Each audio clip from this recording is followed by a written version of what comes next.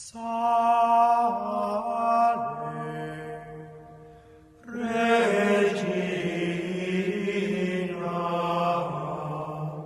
Mater misericordiae. In today's Gospel, our Lord does not deny that He has the judicial power to arbitrate this contention between two brothers. He simply is pointing out, for He does have this judicial power because He is Lord of Lords and King of Kings.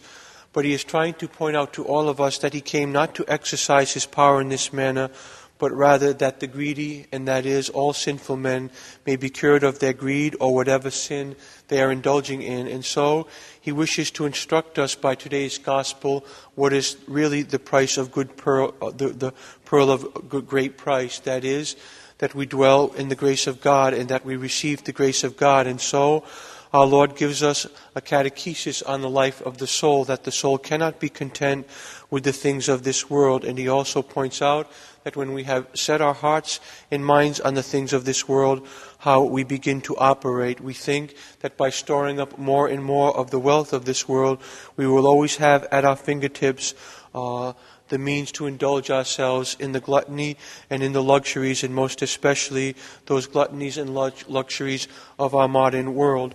And so He wants to point out to both the brother who wishes to share the wealth of his other brother and the brother who has the wealth, that they both have fallen to the same sin, that is the sin of covetousness, putting their hope and stock in the things of this world. And our Lord is instructing us that in the life of the soul, we must always have an empty place.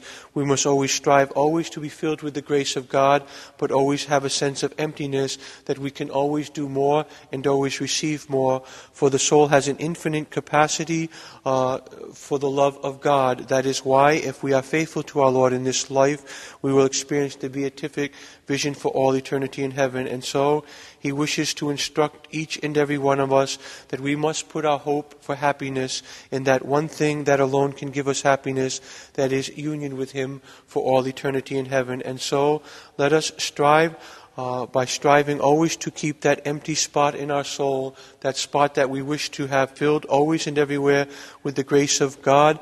Let us strive by this to overcome the lust for the things of this world that is blinding so many souls and keeping them from the path to heaven. And so let us strive, especially in this day and in this age, to sacrifice always, so that our society begins to manifest also the life of the soul, that it becomes a society not of misery, for the Lord wished that no generation dwell in misery. And when we see misery being perpetrated on all poor souls in the world, then we know full well that one of the primary vices that is afflicting the world is the vice spoken of today, that is the vice of greed. And so let us strive always to establish that form of society in which there is want, but there is no misery, that is the abject poverty in which human beings do not live as human beings, but indeed they live even less, they live in an even worse state than the beast. And so let us strive always to seek to fill ourselves with the love of God and not with the things of this world. And if we do that, then we are certain that we are on our way to our heavenly home, and that we will receive from the Lord what He has promised us, that place preserved for us from all eternity in His Father's heavenly kingdom. There alone where we receive the storehouse of God, because we receive that which is most precious to the human soul, union with the Blessed Trinity for all eternity in heaven.